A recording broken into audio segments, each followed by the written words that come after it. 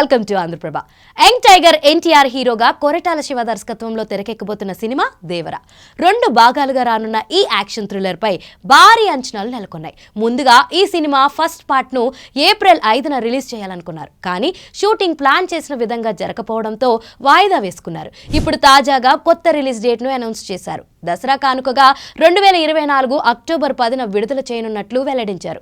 దేవర part 1 చిత్రాన్ని విజయదశమికి విడుదల చేస్తున్నందుకు ఫ్యాన్స్ ఖుషి అవుతున్నారు. అయితే ఆ తేదీ తారక్ కు కలిసి రాలేదనే విషయం తెలిస్తే మాత్రం ఆందోళన చెందడం గ్యారంటీ.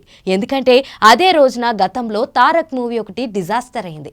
ఎన్టీఆర్ కెరియర్ లో భారీ పరాజయాల్లో రామయ్య వస్తావయ్య సినిమా ఉంటుంది. ఆ సినిమా 2013 అక్టోబర్ 10న రిలీజ్ అయింది. సరిగ్గా 11 ఏళ్ల తర్వాత మళ్ళీ ఇప్పుడు అదే తేదీకి దేవర చిత్రం విడుదల కాబోతుంది.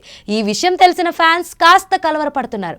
ఏ సినిమాకైనా కంటెంట్ ముఖ్యం కానీ డేట్ కాదని ఎంత సర్ది చెప్పుకున్నా ఆ రోజున అభిమానులకు ఎదురైన చేదు అనుభవాన్ని గుర్తు చేసుకుంటే మాత్రం కంగారు పడుతున్నారు.